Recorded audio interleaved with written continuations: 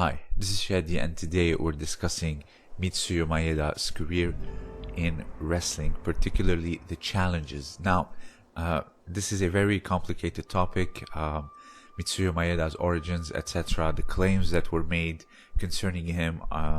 There's just so many things that to be addressed, but in this particular video, I'm gonna talk about his catch wrestling experience or career over the 1,000 matches. But gonna talk about this because first of all we need to understand what was going on at the time, and meaning why did he do those matches, or what really happened and why. And two, we need to understand that these claims that almost deify Mitsuyo Maeda or mystify him in that sense, they served a purpose. They weren't just for the sake of loving him, and they really appreciated this warrior in a sense, but rather to serve a particular agenda, and I'm gonna discuss it later on. But first I'm gonna need to address the catch wrestling and the prize fighting challenges that he had, and also I will link in the description for you to read more about the claims made about Maeda. So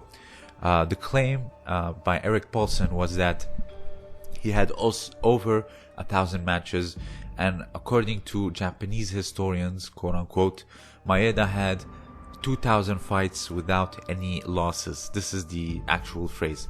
So, but what really happened is that Maeda had participated in a few catch wrestling tournaments at the turn of the century, but everything else when it came to matches, it was either people who attended demonstrations, it was matches that were prepared, made into like really good fights. I've talked about this in my Soshihiro Satake video, where they plotted the whole scene and they were going at it in newspapers, so on and so forth, and each one of them won a match. So it was clearly like a marketing plot to get more viewers, make more money, but everything was as staged. So it was against a group of his judokas, as I mentioned, or members of professional wrestlers who worked for the same employer that Maeda worked under, that was carrying on these shows. One of them was like Gracie. He had the same business running. So Maeda never said, even in Japan, like the personal accounts of Japan, that he had real fights. He just said that it was just show, he wanted to make money, etc. He also had matches against just spectators that were coming to the show. Maybe they thought they were a tough guy, etc. And then they thought, hey, fight me, etc. But someone that's not untrained and someone with a few dons from the Kodokan, I bet it's very easy to choke them or throw them. So it wasn't just like tough opponents or like the fights that you hear about, the challenges, etc. But it was just fixed fights, either non-competitive athletes or between his wrestling friends or his judoka friends. So this is the bulk of his matches, and we're gonna talk about why he did that. So he, like I said, fought people with no experience, nothing, or he fought athletes like swimmers or football players, but with no martial experiences. For example, there was fights with boxers, but they were not permitted to punch, and they were sometimes even given the gi. So a fixed fight nonetheless. So Maeda also had a few matches with other quote-unquote grapplers, but they were considered as training. So all this is starting to create an image that he was just fighting for show. He was fighting just to showcase his technique, how good he is in front of the audience. So it wasn't like a closed fight in a ring in some, I don't know, club, etc. But it was all for show. So he had a few encounters with jiu-jitsu and judo wannabes, people who overestimated their abilities, maybe reading a book, having a few private classes, but we all know that's not enough. That's like watching a John Danaher instructional and expecting to go out and beat black belts. That would just never happen. So He also had sparring session with newbies, fake wrestling shows. So he was like the WWE of his time. Now, why did he do that?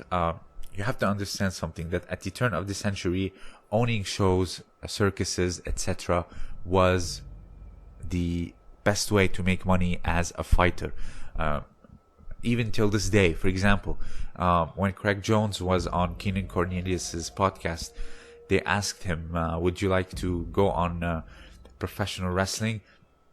Craig Jones immediately said, if the money is worth it, of course I'll do it. And they started talking about how there's no money in real grappling fights like judo, jiu-jitsu, wrestling, but in WWE or professional wrestling, you'll be a millionaire just for your charisma. So even till this day, it is still a thing, and this is what Maeda was practically doing. So where did these claims come from that he had beat so many people and had these victories? It actually came from someone named Susukida Zawon in 1912. He claimed, or actually speculated, that he had these fights and constantly winning and never losing, so on and so forth. But now we know from evidence and people that knew him. I'll link in the description. It's from Craze, Shohei Appendix. So it's all written documents about how Maeda spent his career in the West, particularly England and the Americas. So this whole catch wrestling thing came actually from the time he spent in England. It was actually, according to Eric Paulson again, he participated in a tournament in 1908 and then another one in a few months later, but he won matches and lost matches, so he was somewhat successful. He wasn't like this a big phenomenon. Even Yukio Tani went, I believe, against at Sentel. So you see here that okay, he wrestled, he took off the gi, he won matches, lost matches. That's normal. I can go take off the gi and go wrestling. I'll believe I can pull off some tricks from judo, but he never said that he was a wrestler. He just wanted to try it out. He said that he was a judoka. His identity was judo, but pro wrestling, like the show wrestling, was his job, just to make money. He just went to catch to try it. He went for like a tournament or two just to wet his feet, so to speak. He really liked catch wrestlers, he said, and also it was not very useful for his stage shows because of the pinning, etc. And also judo, his judo newaza in particular was a bit weak. Now, why this is very important? He said his particular newaza was weak. So he left just at the turn of the century alongside Tsunejiro Tomita. This is when the thing with Kyoto was still very fresh, was still new and happening, and also Maeda was a Tokyo judoka, so meaning he focused mainly on nagewaza and then transitioned into newaza. So he wasn't a Kyoto judoka, he wasn't like Kaichiro Samura, Hajime Isogai, so on and so forth. So even before the development of judo's newaza, and particularly in Kyoto branches, Maeda had already left, so he did not have the chance to have a newaza that was crafted like Tsunetane Oda and people like Hajime Isogai and Kaichiro Samura. So this speaks a lot into the origins of BJJ. So there is this claim that Horion said, it's nice that we learn jiu-jitsu, not judo, because it's more on the ground. Now we know this is not the case. So, and I also talked about the Kyoto judokas that went into Brazil, like Takeo Yano, people who trained with Kyoto judokas like Jeo Omori. All this really put an emphasis on the ground in Brazil and remained there and really flourished. So why is it Maeda such a big figure? So in my talk a few months back with Robert Drysdale, he said something and it was really eye-opening. He said, I believe he was talking to Carlos Jr. He said that without Carlos Gracie, there would be no Maeda.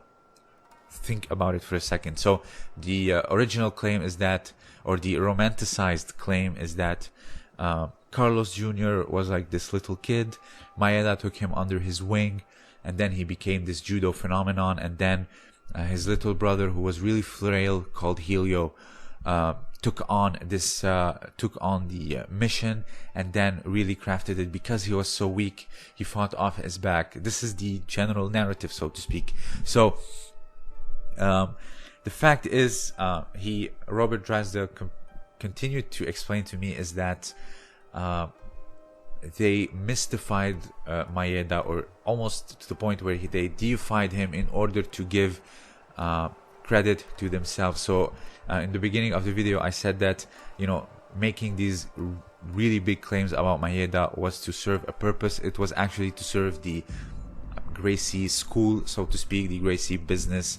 But now we know that history is far more complicated than that. So, for example, you have Jigoro Kano's childhood that was pinned on Helio Gracie. He was frail, he couldn't do one pull-ups, but he was actually a champion swimmer and a champion in rowing. Now we know this is not the case.